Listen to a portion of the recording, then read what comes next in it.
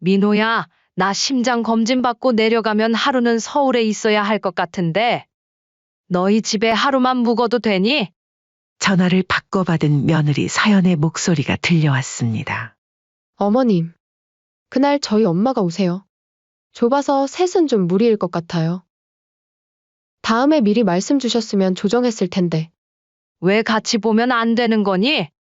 저번에 제대로 인사도 못 드렸는데 마침 잘 됐네. 어머님은 예전부터 눈치가 참 없으셔. 안 되는 거 아시잖아요. 근처 숙소 많은데 왜 굳이 저희 집에서 주무시려 하시는 거예요? 숙소는 어떤 숙소가 있다고 그러니? 근처 모텔 많잖아요. 어머님도 편하게 혼자서 쉬고 싶지 않으세요? 괜히 오셔서 며느리 눈치 보지 마시고요, 호호. 그 말에 순자 씨의 가슴이 찢어지는 듯한 아픔이 밀려왔습니다.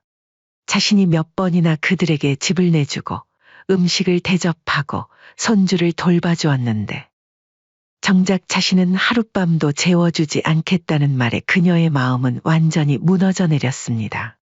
지들이 속초 올 땐 내 집을 별장처럼 쓰더니 내가 가면 하룻밤도 안 재워주는구나. 자기 입속만 챙기는 자식놈들 하나 쓸모없구나. 이번 사연의 주인공은 71세 이순자 씨와 그녀의 아들 강민호, 며느리 윤서연에 관한 이야기입니다. 속초 시외 바닷가 언덕 위 차가운 바람이 몰아치는 새벽. 순자 씨는 또 다시 악몽에서 깨어났습니다. 숨이 턱까지 차오르는 꿈이었습니다.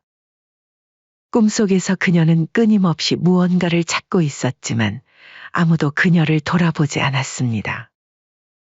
또 그 꿈이구나. 이순자 씨는 식은땀을 닦으며 침대에서 일어났습니다. 새벽 4시 30분.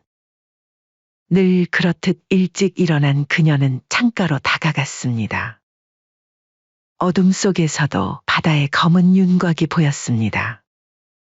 파도가 철썩이는 소리가 멀리서 들려왔고 탁상 달력에 빨간 동그라미가 쳐진 날짜가 그녀의 시선을 잡아끌었습니다. 일주일 후면 추석입니다. 이순자 씨의 표정이 순간 일그러졌습니다. 명절. 그 단어는 이제 그녀에게 기쁨보다는 고통을 의미했습니다. 이번엔 또 어떤 핑계를 대려나? 이순자 씨는 쓰게 웃으며 주방으로 향했습니다. 냉장고를 열자 텅 비어있는 공간이 눈에 띄었습니다. 명절 음식을 준비해야 한다는 생각에 가슴이 무거워졌습니다. 이순자 씨는 몇 년 전 남편의 갑작스러운 죽음 이후 서울 생활을 정리하고 이곳 속초로 내려왔습니다. 아들 내외와의 거리는 멀어졌지만 그녀는 새로운 삶을 꿈꿨습니다. 그 당시 60을 넘긴 사람이 사업을 시작한다니 처음엔 모두가 비웃었습니다. 하지만 작은 포장마차에서 시작한 바다보쌈은 이제 속초에서 명실상부한 맛집으로 자리 잡았고 3호점까지 성공적으로 운영하고 있었습니다. 그 나이에 뭐하러 그렇게 고생해요? 적당히 벌고 적당히 살면 되지 안 그래요? 라는 질문에 순자 씨는 늘 미소로 답했습니다.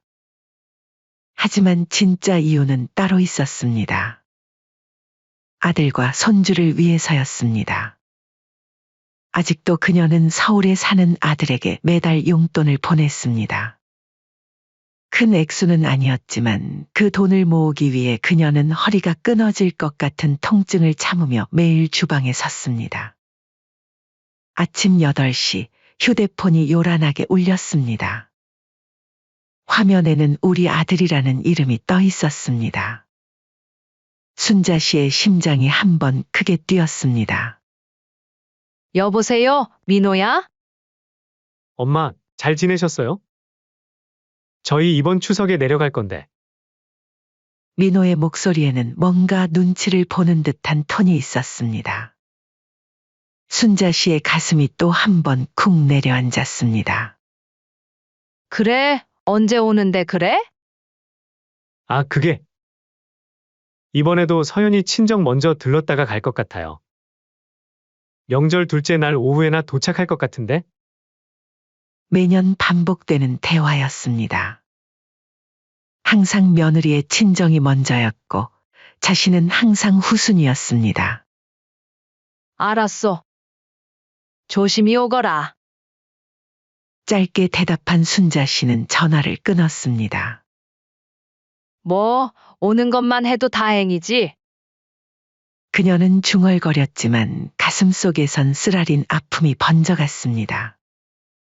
명절에 아들 내외를 맞이하는 것은 기쁨이 아니라 고통이 되어버린 지 오래였습니다. 그들의 방문은 언제나 같은 패턴으로 진행되었습니다. 도착하자마자 어머님, 저희는 잠만 자고 조금 돌아다니려고요. 손주는 부탁드릴게요. 라는 며느리의 말과 함께 둘은 손을 잡고 나가버립니다. 순자 씨에게 남는 것은 돌봐야 할 5살 손주와 어질러진 집뿐이었습니다. 71세의 나이로 하루 종일 활발한 아이를 따라다니는 것은 쉬운 일이 아니었습니다. 그녀의 허리는 이미 여러 번 수술을 했고 무릎 역시 성한 곳이 없었습니다. 하지만 그녀는 결코 불평하지 않았습니다. 손주를 보는 것만큼은 행복했으니까요. 문제는 아들 내외가 귀가하는 시간이었습니다. 자정을 넘긴 시각, 술에 취해 돌아온 그들은 어머님, 해물보쌈 남은 거 없나요? 없으면 조금만 해주시면 안 될까요? 저번부터 어머니 해물보쌈 먹고 싶었단 말이에요. 새벽 2시에 해물보쌈을 찾는다고. 정신이 있는 거니 없는 거니? 에이, 어머니도 참 저희 조금만 더 먹고 잘게요. 그리고 그 다음 날 그 술상을 치우는 것도 그녀의 몫이었습니다. 이뿐만이 아니었죠. 명절 내내 아들 내외는 점심도 저녁도 어머니와 따로 먹었습니다. 손주는 맡겨놓고 둘만의 시간을 즐겼습니다. 순자 씨와 함께 밥을 먹는 건 기껏해야 숙취로 힘들어하는 아침에 엄마, 북엇국 좀 끓여줘. 라고 부탁할 때뿐이었습니다. 순자 씨는 떨리는 손으로 약봉지를 뒤적였습니다. 혈압약, 관절약, 위장약. 그녀의 하루는 온갖 약으로 시작해 약으로 끝났습니다. 의사는 스트레스를 줄이라고 했지만 그게 말처럼 쉬운 일이 아니었습니다. 한 번은 아들에게 이야기한 적도 있었습니다. 민호야, 엄마랑도 좀 시간 보내면 안 될까? 명절마다 이렇게 와서 밖에서만 시간 보내니까 엄마는 좀 서운해. 순간 아들 민호의 표정이 굳었습니다. 그리고는 미안한 기색을 보이더니 이내 변명을 늘어놓았습니다. 엄마, 정말 미안해요. 근데 서연이가 1년 내내 스트레스 받으면서 일하다가 이렇게 속초 와서 바다도 보고 맛있는 것도 먹으면서 쉬는 거니까 이해해줘요. 다음에는 꼭 엄마랑 시간 많이 보낼게요. 하지만 매년 같은 시기였죠. 그렇게 6개월이 지났을 때였을까요? 지친 하루를 마치고 돌아온 순자 씨의 집에 또 한 번 전화가 걸려왔습니다. 그녀는 무거운 발걸음으로 전화기를 들었습니다. 아들 민호의 목소리였습니다. 엄마, 이번에 지수랑 처가 식구들이랑 속초로 여행을 오기로 했거든요. 혹시 며칠만 엄마 집에서 묵어도 될까요? 사돈댁 식구들이랑 같이 오는 거야? 다 같이 자려면 불편할 텐데. 지수가 장모님한테 먼저 엄마 집에서 자도 된다고 얘기해서 이제 와서 안 된다고 하기가 제 입장이 좀 그래요. 그냥 잘 공간만 있으면 돼요. 불편하게 안 할게요. 아들 며느리는 자신에게 먼저 상의도 없이 이미 사돈 식구들에게 여기서 자도 된다고 약속을 해버린 것이었습니다. 이제 와서 거절하면 자신이 인심 없는 시어머니가 되는 상황이었습니다. 순자 씨는 긴 한숨을 내쉬었습니다. 그리고 마지못해 허락했습니다. 그래. 언제 온다고? 이번 주말이요. 금요일 저녁에 도착할 것 같아요. 토요일, 일요일 이틀 묵고 월요일 아침에 출발할게요. 순자 씨는 전화를 끊고 창밖을 바라봤습니다. 다가올 며칠간의 고역을 생각하며 걱정만 가득했죠. 예상대로 처가 식구들을 포함해 총 6명이 순자 씨의 집으로 몰려왔습니다. 금요일 저녁 도착한 그들은 인사를 나누고 짐을 풀었습니다. 작은 집은 순식간에 사람들과 가방들로 가득 찼습니다. 순자 씨는 미리 준비해둔 간식과 차를 내놓았습니다. 하지만 그들은 첫날부터 순자 씨를 철저히 배제했습니다. 어머님, 저희 나가서 식사 좀 하고 올게요. 그들은 단체로 외출 준비를 했습니다. 순자 씨는 순간 당황했습니다. 오랜만에 보는 사돈 식구들이라 함께 먹을 저녁을 준비하려고 했는데 그들은 이미 나갈 준비를 하고 있었으니까요. 아, 같이 갈까? 어디서 먹으려고? 순자 씨가 조심스럽게 물었습니다. 그러자 며느리 서연이 잠시 당황하더니 곧 미소를 지었습니다. 아, 그게. 4명만 예약했는데 어떡하죠? 다음에 같이 가요. 뭐? 4명만 예약했다고? 그게 어머니는 일 나가실 줄 알고 같이 못 드시는 줄 알았어요. 그럼 그 전에 한번 물어보지 그랬니? 나는 당연히 같이 식사할 줄 알았는데. 이거 곤란하게 됐네요. 그래, 알겠다. 그럼 식사는 다음에 하는 걸로 하자. 그렇게 순자 씨는 또다시 홀로 집에 남겨졌습니다. 넓은 집이 갑자기 너무 고요하게 느껴졌습니다. 그녀는 TV를 켰지만 소리는 귀에 들어오지 않았습니다. 마음은 이미 상처로 가득 차 있었습니다. 둘째 날도 상황은 마찬가지였습니다. 아들 내외와 사돈 식구들은 해수욕장과 회센터를 돌며 즐거운 시간을 보냈고 순자 씨는 그들이 찍은 단체 사진을 단체 채팅방을 통해 볼 수 있을 뿐이었습니다. 장모님, 이 회 정말 맛있어요. 다음에 또 와야겠어요. 가족 단체 채팅방에 올라온 메시지와 사진을 보며 순자 씨의 마음은 더욱 무거워졌습니다. 사돈은 서로 챙기면서 자신은 그저 숙소 제공자에 불과했습니다. 그날 밤 모두가 술에 취해 늦게 들어왔습니다. 순자 씨가 초대받은 유일한 자리는 그들이 술에 취해 돌아온 밤 11시경 마른 오징어를 뜯으며 버린 술자리뿐이었습니다. 어머님, 안 주무셨어요? 이거 좀 드세요. 술에 취한 며느리가 오징어 한 조각을 내밀었습니다. 순자 씨는 억지 미소를 지으며 받았지만 마음은 이미 식어버렸습니다. 술자리가 끝나고 그 술상을 치우는 것도 순자 씨의 몫이었습니다. 모두가 잠든 후 그녀는 한숨을 내쉬며 설거지를 했습니다. 마지막 날 아침, 이순자 씨는 일찍 일어나 아침 식사를 준비했습니다. 하지만 사돈 가족들과 아들 내외는 늦잠을 자다가 겨우 일어나 숙취에 시달리며 북어국만 찾았습니다. 사돈, 이 북엇국 정말 맛있네요. 비법이 뭐예요? 그쵸? 숙취가 싹 내려간다니까요? 엄마, 저는 여기 올 때마다 어머니한테 북어국 해달라 해요. 다음에 북엇국 먹으러 또 와도 되겠어요, 호호. 사돈 어른이 물었지만 순자 씨는 그저 웃음으로 대신했습니다. 저녁이 되자 아들 민호가 순자 씨에게 다가왔습니다. 피로에 지친 얼굴이었습니다. 엄마, 이번에 좀 불편했죠? 그래도 며칠만 참아줘요. 장인 장모님도 엄마 집 너무 좋다고 하던데요? 그래도 이왕 멀리까지 오신 거 우리가 손님 대접해드려야죠. 으이구, 말은 잘한다. 손님 대접은 나만 하니? 순자 씨의 입에서 작은 한숨이 새어나왔습니다.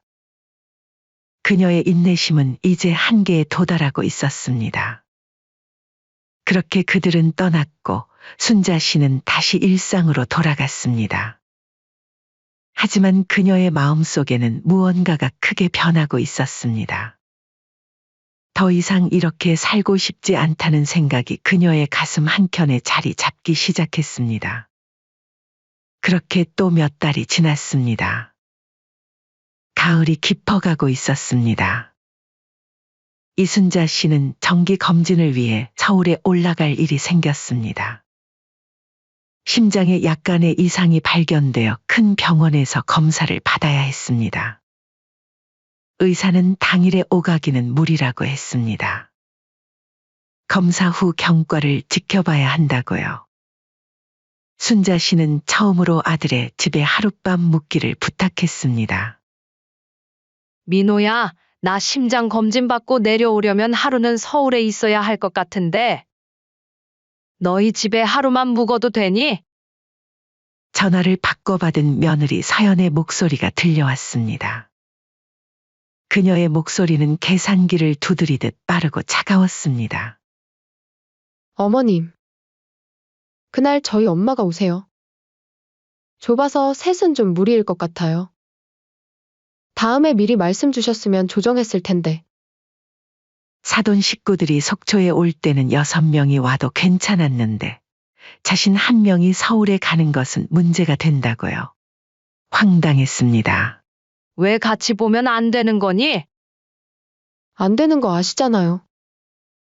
근처 숙소 많은데 왜 굳이 저희 집에서 주무시려 하시는 거예요? 숙소는 어떤 숙소가 있다고 그러니? 모텔 많잖아요? 어머님도 편하게 혼자서 쉬고 싶지 않으세요?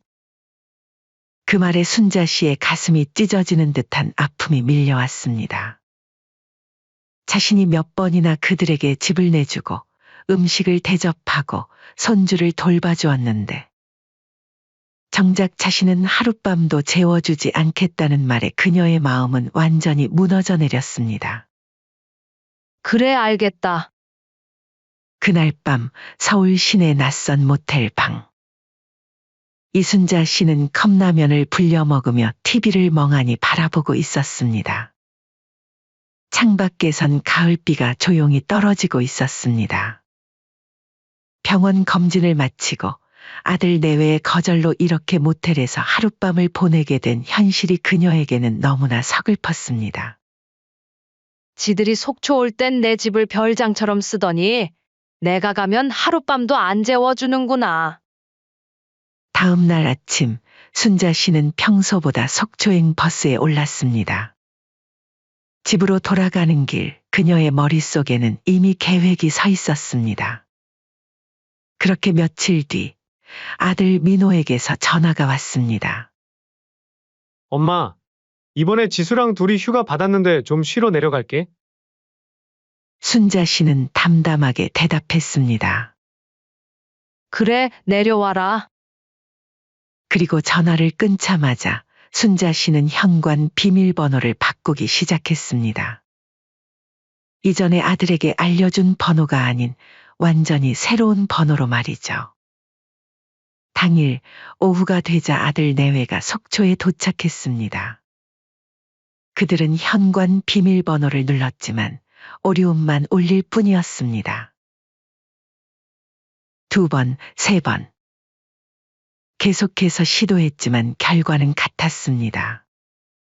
엄마. 우리야? 이거 왜 비밀번호가 안 되지? 민호가 현관문을 두드리며 외쳤습니다.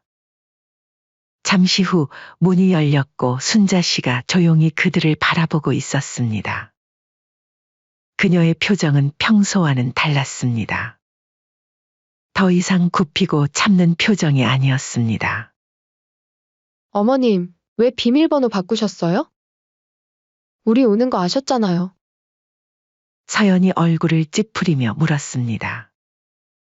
순자 씨는 잠시 침묵했다가 서늘한 미소를 지으며 며느리의 말을 그대로 되돌려 주었습니다.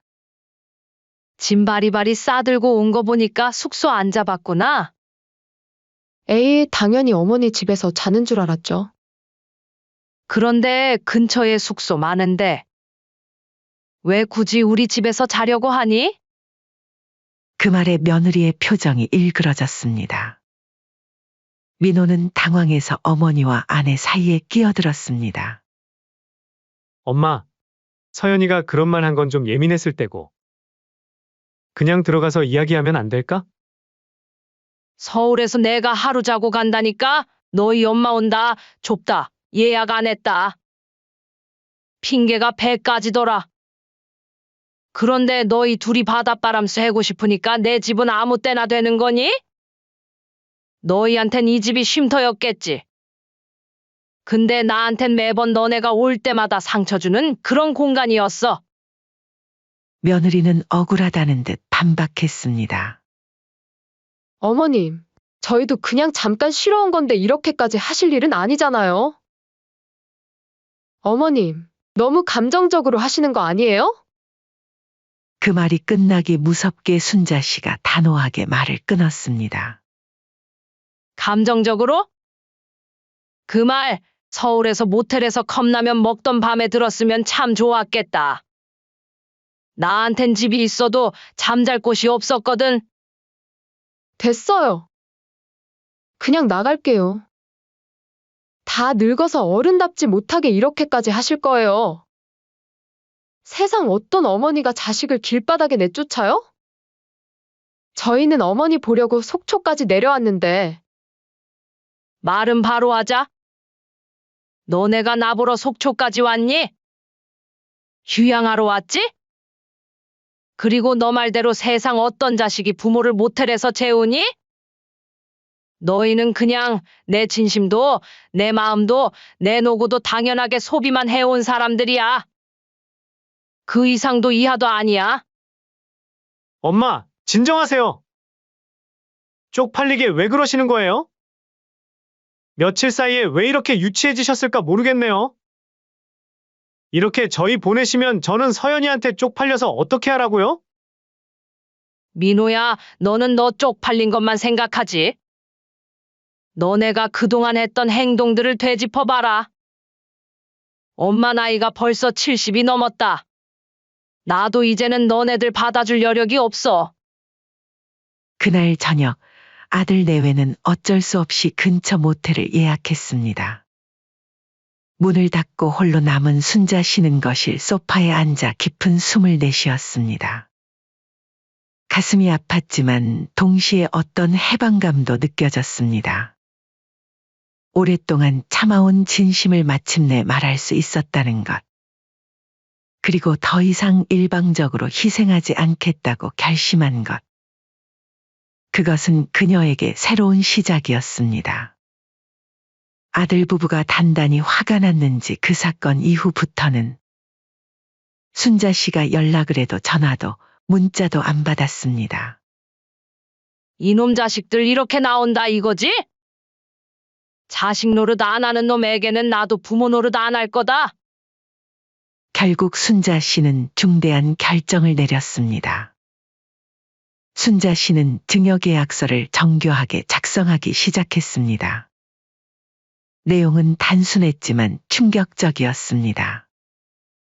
자신이 사망 시 상가 세 채의 전부 지역복지재단에 증여.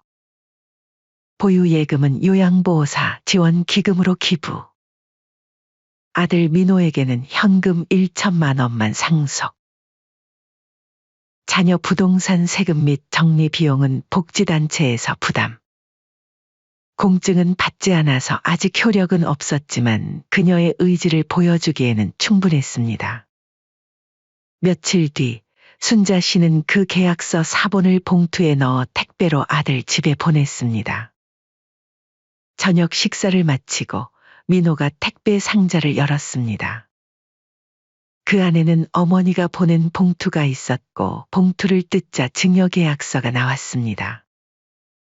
이게 뭐지?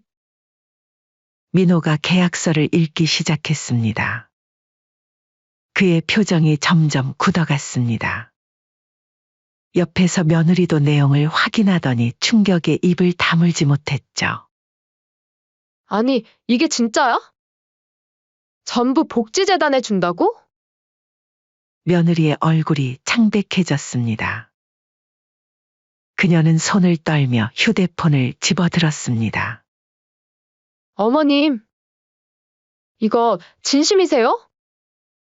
전화를 받은 순자 씨는 담담하게 대답했습니다. 그래. 자식 같지도 않은 너네한테 주는 것보다 사회에 기부하는 게 훨씬 나을 것 같더구나. 며느리는 말을 잇지 못했습니다. 아들 민호가 전화를 넘겨받았습니다. 엄마, 이게 무슨 일이에요? 왜 갑자기? 내가 너희에게 어떤 존재였는지 한번 생각해봐. 아니, 아무리 그래도 그렇지 저희한테 어떻게 이러실 수 있어요? 이번에도 너네 행동을 돌아볼 생각은 안 하는구나. 정말 저대로 진행하시면 저희 엄마 얼굴 안 볼 줄 아세요. 차라리 잘 됐구나. 내가 그 정도도 생각 안 하고 일을 저질렀겠니? 아들 민호는 전화를 끊고 한동안 멍하니 앉아 있었습니다.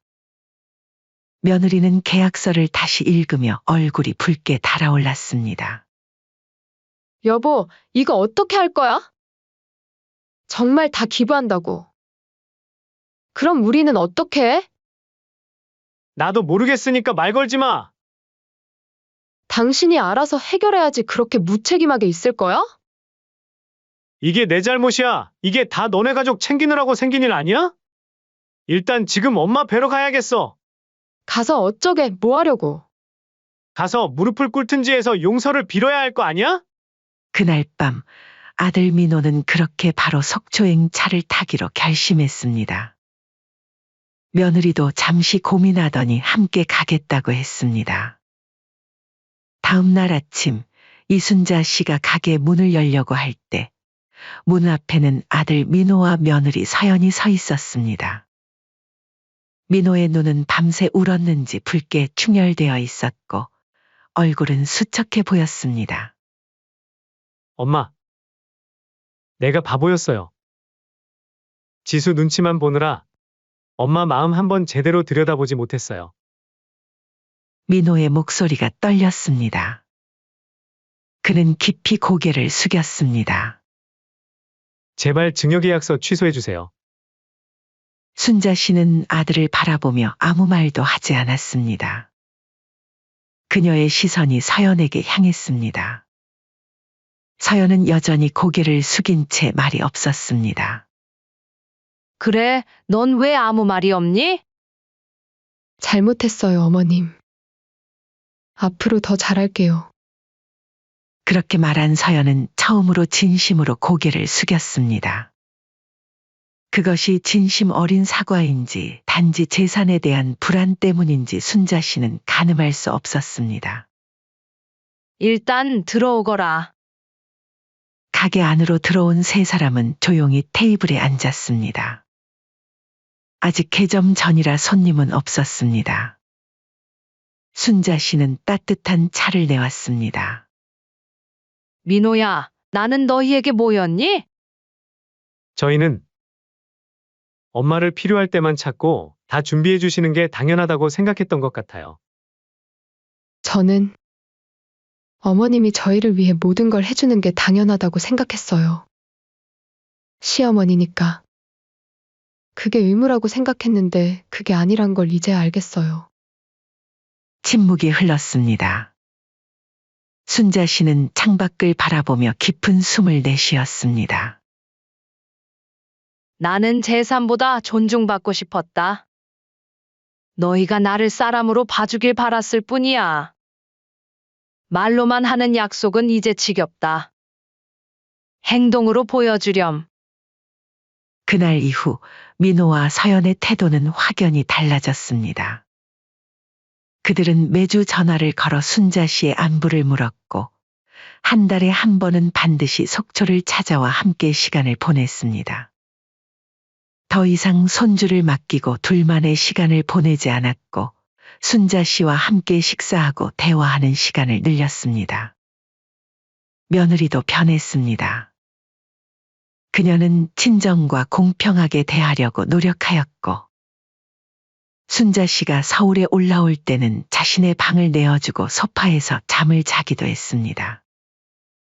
그로부터 6개월 후 순자 씨는 공증인 사무실을 찾았습니다. 그녀는 새로운 증여계약서를 작성했습니다. 상가 1호점은 지역복지재단에 기부. 상가 2호점과 3호점 그리고 모든 예금은 아들 내외에게 상속. 단 그들이 앞으로도 지금처럼 부모를 존중하고 사랑하는 마음을 유지할 것. 공증인이 도장을 찍으며 물었습니다. 마지막 조건은 법적으로 강제할 수 없습니다만 그래도 넣어드릴까요? 순자 씨는 미소를 지었습니다. 네, 그대로 넣어주세요. 이건 법적인 문제가 아니라 마음의 문제니까요. 따뜻한 봄날, 순자 씨는 테라스에 앉아 바다를 바라보고 있었습니다. 민호와 서연 그리고 손주는 집안에서 저녁 식사 준비를 하고 있었습니다. 이제 그들은 속초에 내려올 때마다 함께 요리하고 함께 식탁을 차리고 함께 청소했습니다. 엄마, 식사 준비됐어요. 민호의 밝은 목소리가 들렸습니다. 순자 씨는 천천히 일어나 집 안으로 들어갔습니다. 식탁에는 정성껏 차려진 음식들이 놓여 있었고 가족들이 웃으며 그녀를 기다리고 있었습니다. 보쌈은 어머님이 제일 잘 만드시니까 저희가 감히 도전은 못했어요. 대신 다른 반찬들은 저희가 준비했어요. 서연이 수줍게 말했습니다. 순자 씨는 따뜻한 미소를 지었습니다. 고마워, 잘 먹을게. 식사를 하며 순자 씨는 생각했습니다. 그녀가 원했던 것은 결국 재산도 권력도 아니었습니다. 단지 가족으로서의 따뜻한 관심이었습니다. 그리고 이제 그 진심이 그들에게 닿았다는 것을 느낄 수 있었습니다. 창밖으로 바다가 보였습니다. 파도가 끊임없이 밀려오고 또 밀려오듯이 순자 씨의 마음에도 이제 평화가 찾아왔습니다. 가족의 관계란 것이 바다처럼 때로는 거칠고 때로는 잔잔하지만 결국은 서로를 이해하고 존중할 때 가장 아름답다는 것을. 하지만 여전히 순자 씨는 고민이 많습니다. 지금 자식들이 하는 행동들이 진심에서 비롯된 것일지, 아니면 단순히 증여계약서 때문이라서 그러는 것인지. 여러분의 생각은 어떠신가요? 여러분의 생각을 댓글로 남겨주세요. 이번 사연은 여기까지입니다. 시청해주셔서 감사드립니다. 그리고 영상 재밌게 봐주셨다면 구독과 좋아요 한 번씩 부탁드립니다. 행복하세요.